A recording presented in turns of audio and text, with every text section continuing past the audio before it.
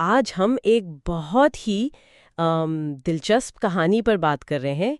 एक 110 साल पुरानी कंपनी स्टैनली, जी। और ख़ास तौर पर उनकी एक बोतल क्वेंचर, उसने जैसे सब कुछ बदल दिया। बिल्कुल। एक हैरानकुन वापसी है ये। तो आज मकसद ये समझना है कि स्टैनली की सालाना आमदनी, मतलब सिर्फ 4 साल में हाँ। 2019 में $70 मिलियन से बढ़कर 2023 में $750 मिलियन तक कैसे पहुंच गई। ये वाकई नाकाबिले यकीन लगता है ना। हाँ, और सवाल ये है कि एक प्रोडक्ट जो तकरीबन आप कह लें खत्म हो चुकी थी, वो अचानक इतनी पॉपुलर कैसे हो गई। एक कल्चरल फिनोमेनन। जी बिल्कुल। अच्छा, अगर हम थोड़ा पीछे जाएं तो स्टैनली की तारीख तो काफी पुरानी है, 1913 में। 1913। जी। विलियम स्टैनली जूनियर ने वो मशहूर स्टील वैक्यूम सील्ड बोतल पेटेंट करवाई थी। हम उसे क्लासिक लेजेंडरी बोतल कहते हैं। अच्छा, वो हरी वाली जो अक्सर नजर आती है। जी जी, वही। इससे पहले तो वो शीशे की नाजुक बोतलें होती थी। ओह, एक बहुत ही मखसूस और रिवायती सी पहचान थी। बिल्कुल। फिर 2016 में ये क्विंचर आई। इसका डिजाइन तो मुख्तलिफ था, बड़ा हैंडल, गाड़ी के कप होल्डर में आने वाला। जी। लेकिन ये शुरू में चली नहीं बिल्कुल। नहीं, बिल्कुल नाकाम रही। मतलब सिर्फ 5 रंग थे इसके। सिर्फ 5? हाँ।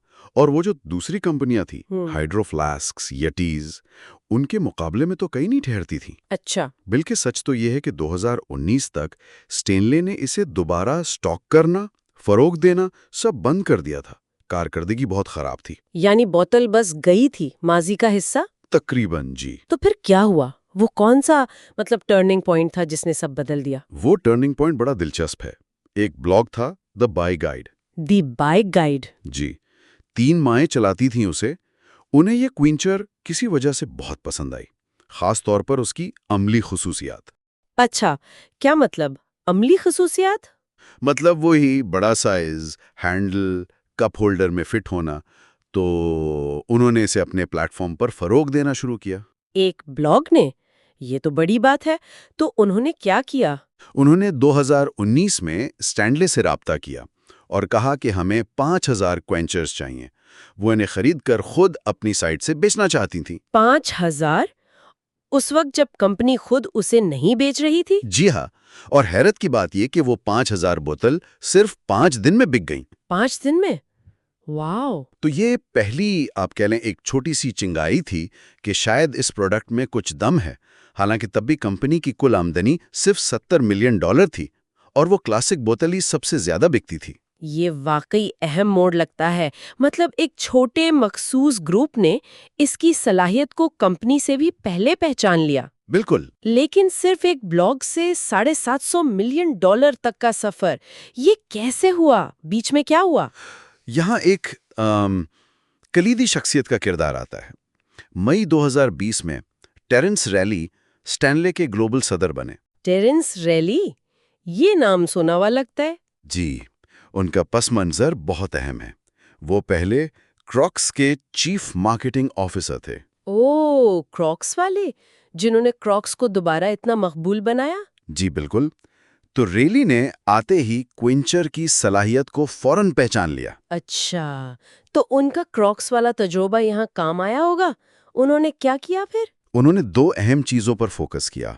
पहला, नए, ज्यादा मुतनव्वर रंग लाना, और दूसरा, इन्फ्लुएंसर मार्केटिंग को सही तरीके से इस्तेमाल करना, खास तौर पर द बाय गाइड जैसी कम्युनिटीज के साथ मिलकर काम करना। नए रंग?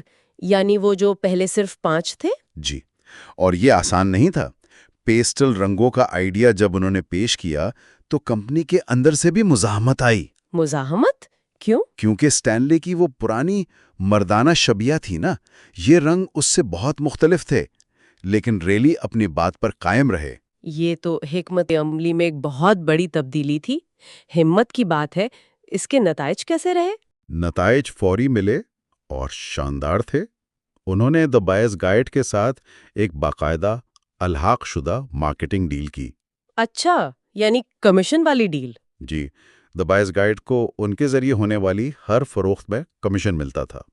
और नवंबर 2020 में जो नए रंगों का पहला बैच आया, हाँ? वो सिर्फ 3 हफ्तों में सारा बिक गया। 3 हफ्ते? जी हाँ, और 2020 के आखिर तक आमदनी $94 मिलियन तक पहुंच गई। जबरदस्त। 70 से 94 मिलियन एक साल में। लेकिन आपने कहा था कि क्लासिक बॉटल अब भी टॉप पर थी। जी हाँ, उस वक्त तक वही थी। असल धमाका आप कह लें 2021 में हुआ। अच्छा, क्या हुआ 2021 में? 10 नए रंग मुतारिफ करवाए गए, बड़े रिटेलर्स तक पहुंचे जैसे टारगेट और आरईआई। और फिर आया सोशल मीडिया, खास तौर पर टिकटॉक। ओ, टिकटॉक। जी, टिकटॉक पर क्वेंचर जैसे वायरल हो गई। लोगों ने वीडियोस बनाना शुरू कर दी, हैशटैग स्टैनली कप ट्रेंड करने लगा। अच्छा, तो इससे क्या फर्क पड़ा? आमदनी सीधा $194 मिलियन तक पहुंच गई।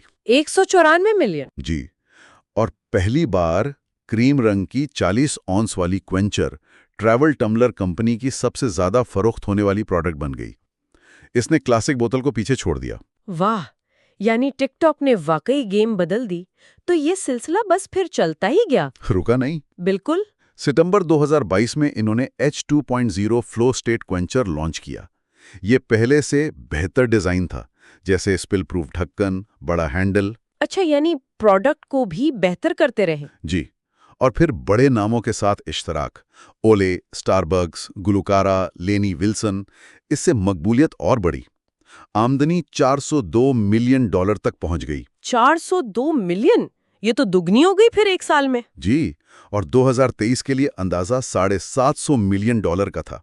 और H2.0 क्वेंचर मुसलसल दूसरे साल टॉप सेलर रही। और कुल कितनी बोतलें बिक चुकी हैं अब तक?